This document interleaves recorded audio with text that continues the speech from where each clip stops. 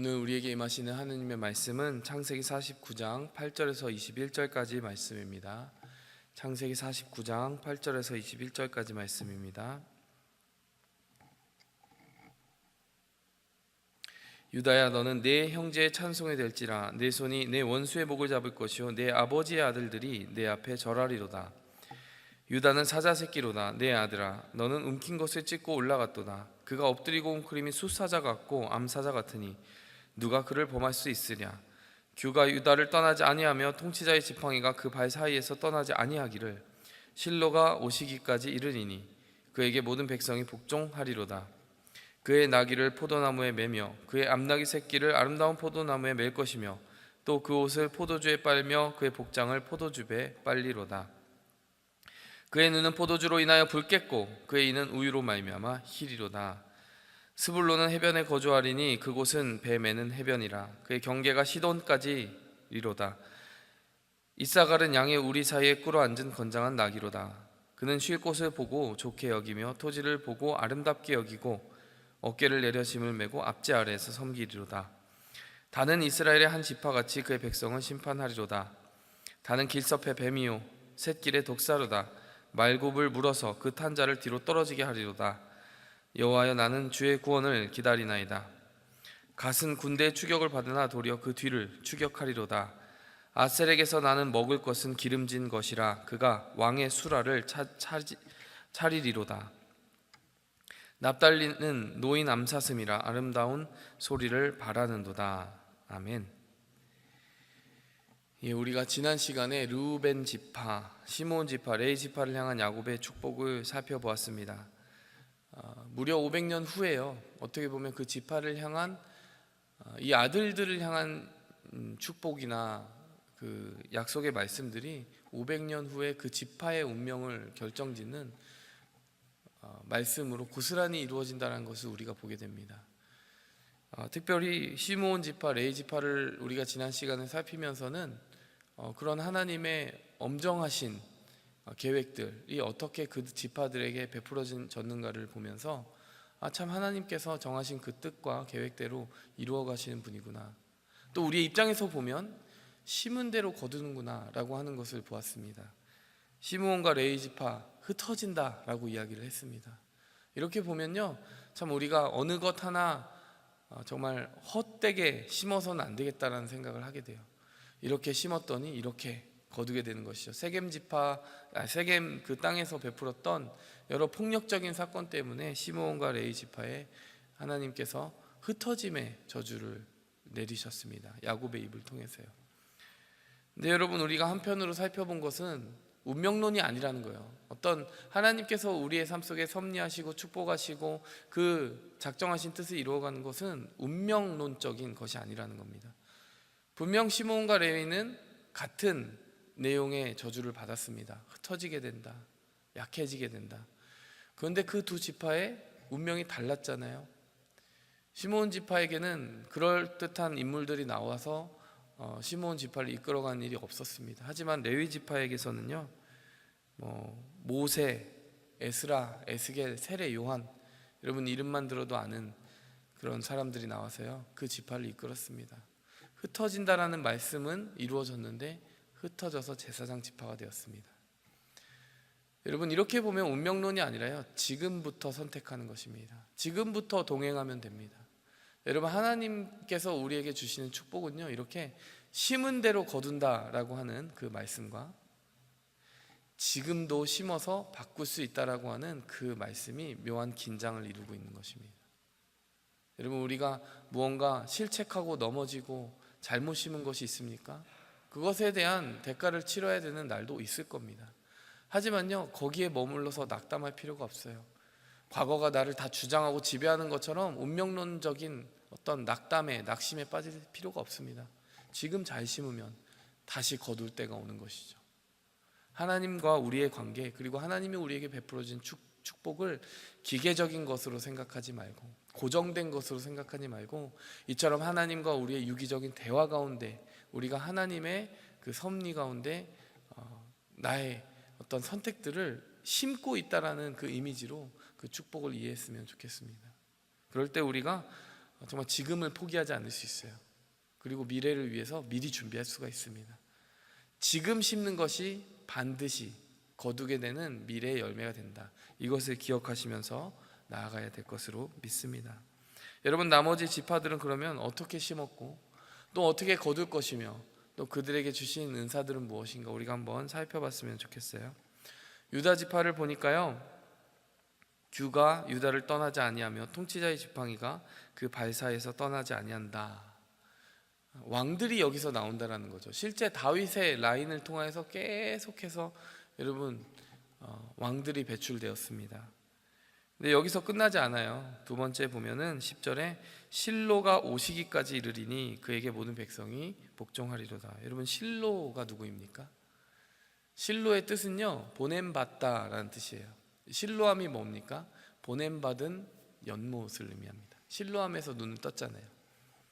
여러분, 실로라는 것은 메시아를 상징하는 것이고요, 보냄받은 자로 우리에게 오시는 예수 그리스도를 말하는 것입니다. 예수 그리스도가 유다 지파에서 배출된다라는 거예요. 그러니까 육적인 지도력, 왕 다윗의 그 계열에서 나오는 그 왕들을 바탕으로 한 육적인 지도력뿐만이 아니라요, 영적인 왕국을, 이 온 우주를 통치하시는 메시아가 바로 이 지파에서 나온다는 거죠. 엄청난 축복입니다. 여러분, 유다가 왜 이 축복을 받았느냐, 우리가 정리하고 가야 될 것 같아요. 우리가 이렇게 생각할 수 있습니다. 저 사람 축복받는 거 보니까 참 흠이 없고 잘못이 없고 허물이 없나 보다. 여러분, 하나님께서요, 허물이 없는 자를 찾지 않으십니다. 왜 그런지 아세요? 허물이 없는 자가 없기 때문입니다. 허물은 다 있습니다. 그 허물과 죄를 어떻게 처리하느냐를 보고 우리를 사용하세요. 유다는 달랐습니다. 분명히 며느리 다말과 이렇게 부지 중에 동침한다든지 굉장히 수치스러운 죄를 저지른 그런 전력들이 있어요. 그리고 사실 따지고 보면 유다가 앞장서서 요셉을 종으로 팔아 넘겨야 된다라는 그런 아이디어를 제공하지 않았습니까? 물론 죽이자는 형제들 앞에서 죽일 것까지는 없고 종으로 팔자라고 하는 그 아이디어를 냈으니까 어떻게 보면 살려준 것 같은데, 그래도 굉장히 안 좋은 아이디어죠. 살리자라는 말까지는 하지 않은 것입니다. 근데 이처럼 큰 죄를 저지른 유다지만 나중에 보면 유다가 완전히 바뀌잖아요. 결정적인 때에는 내가 베냐민을 대신해서 갇히겠습니다. 내가 종이 되겠습니다. 형제들은 풀어주십시오. 이 모습으로 바뀌었습니다. 첫 번째로는 참회를 제대로 한 거고 회개를 한 것입니다. 내가 어떤 허물이 있더라도 그것을 제대로 회개하면 됩니다. 참회하고 회개하는 것뿐만이 아니라요, 하나님이 가장 귀하게 보신 것은 바로 희생입니다. 여러분, 유달리 유다에 대한 축복에 보면은 그 유다 지파로부터 오시는 그분이 어떤 분이냐라는 것을 묘사할 때 포도주라는 단어가 많이 나와요. 여러분 보시면 그의 나귀를 포도나무에 매며 그의 암나귀 새끼를 아름다운 포도나무에 맬 것이고 그 옷을 포도주에 빨며 그의 복장을 포도즙에 빨리로다. 그의 눈은 포도주로 인하여 붉겠고. 여러분, 왜 이렇게 포도주가 많이 나오는 걸까요? 이거 메시아 실로라는 그 인물에 대한 묘사인데요, 여러분, 우리가 왜 포도주가 바로 예수님을 상징하는 데 가장 큰 키워드로 사용되는지를 압니다. 우리가 성찬식 때 왜 포도주를 쓰죠? 바로 그것이 우리를 향한 희생의 상징이기 때문입니다.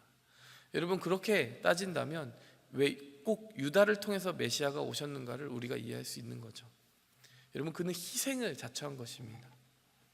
여러분, 하나님께서 보시는 것, 그 어떤 허물이라도 덮어주시는 하나님의 은혜가 시작되는 지점이 바로 이 지점이라는 겁니다. 허물이 있을 때 참되게 회개하고 참회하는 것, 그리고 희생하는 것. 여러분, 그리스도의 발자취를 따라가게 되면요, 우리가 완벽해서가 아니라 그 그리스도의 사랑으로 말미암아 우리의 허물이 덮어지는 역사가 있을 줄 믿습니다. 여러분, 이러한 은혜를 우리가 가장 먼저 생각했으면 좋겠어요. 그런 의미로는 유다 지파가 상징하는 것은요, 바로 사랑입니다. 이 모든 것 위에 매는 띠가 뭐라고 했어요? 사랑이라고 했습니다. 고린도전서에도 많은 은사들이 있지만 그 은사들보다 가장 뛰어난 path, 가장 뛰어난 길을 보이리라. 그 길이 무엇입니까? 바로 사랑이라는 것이죠. 여러분, 유다 지파가 가장 뛰어난 지파가 된 것은 그가 사랑을 행했기 때문입니다. 이 대전제를 우리가 기억하면서요, 우리가 사랑을 우리의 삶 속에 녹여내는 그런 삶을 살아갈 수 있기를 바랍니다. 두 번째로 우리가요, 스불론 지파를 볼 수 있습니다. 13절에 보니까 스불론은 해변에 거주하리니 그곳은 뱀에는 해변이라 그의 경계가 시돈까지 이르도다. 이렇게 심심한 축복이 없어요. 이렇게 심심한 축복이 없습니다. 이게 뭐예요? 해변가에 산다, 시돈까지 그 지경이 이른다. 그러니까 어디 사는지만 얘기해 준 거예요. 아무 말이 없습니다. 도대체 이 지파는 도대체 무슨 지파인가? 이렇게 생각하게 되기 쉽습니다. 근데 여러분, 이 지파의 이름이 어떤 뜻을 가지고 있느냐를 우리가 다시 떠올려 봐야 됩니다. 이 지파의 이름은 동거하다라는 이름을 가지고 있어요. 여러분, 그런데 그 뜻이 뭐 별로 그렇게 은혜될 것도 없고 이 스불론 지파는 참 특징이 없다라고 생각하기 쉬운데요.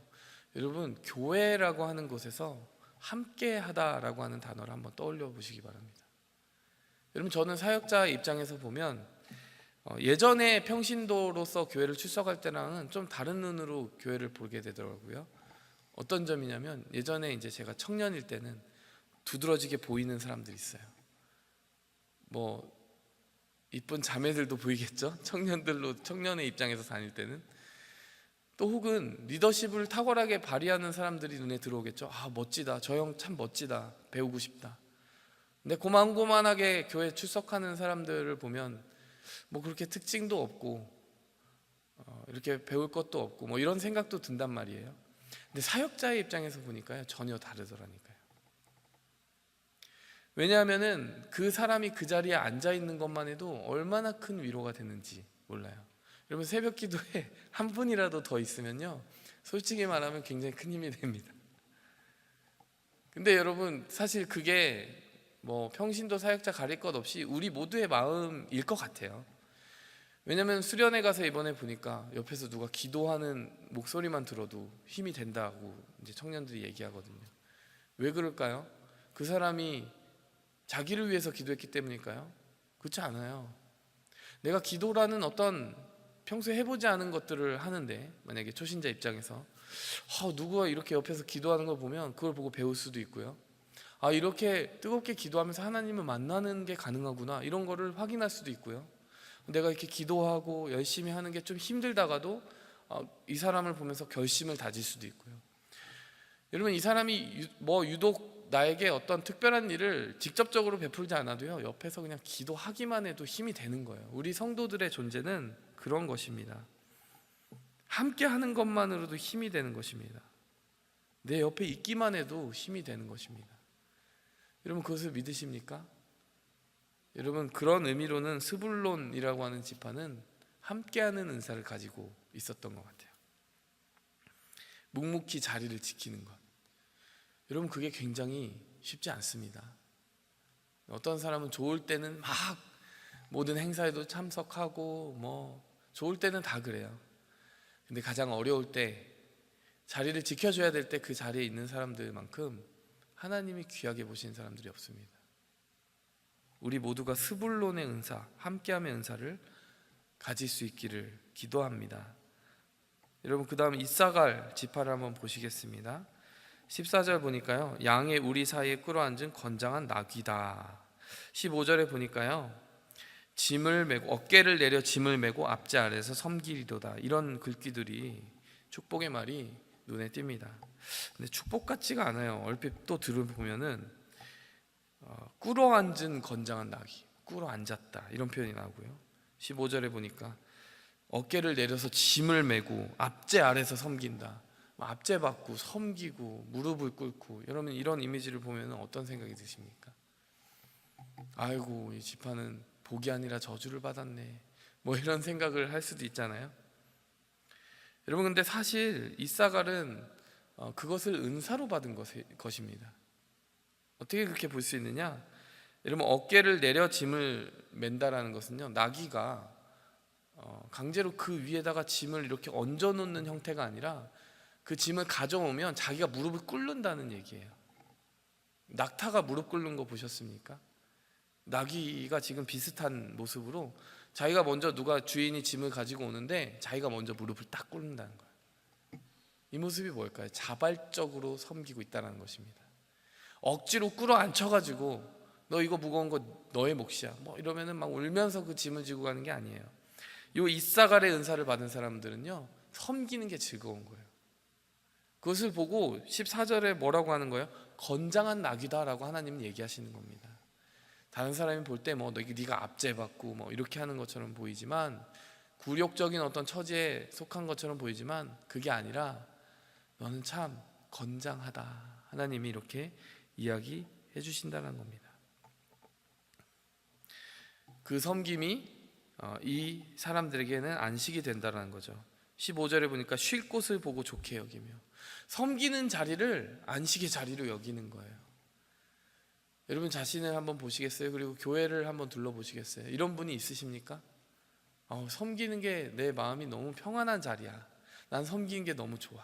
다른 사람들 같으면요, 뭐 하루 한 달도 못 버틸 만한 자리에 묵묵히 그 자리를 겸손하게 섬기고 하는 분들이 있어요. 저는 교회를 보면서 그런 은사를 가진 성도님들이 눈에 띕니다. 대단하신 분들입니다. 청년들 중에도 있습니다. 뭐 오늘 이제 시간이 됐기 때문에 이사갈까지 한번 봤습니다.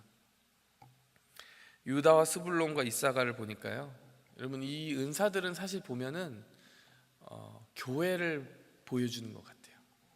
교회에 정말 특징적인 하나하나의 개성을 가지고 있는 사람들이 모여서요, 이 교회를 이루고 있다는 겁니다.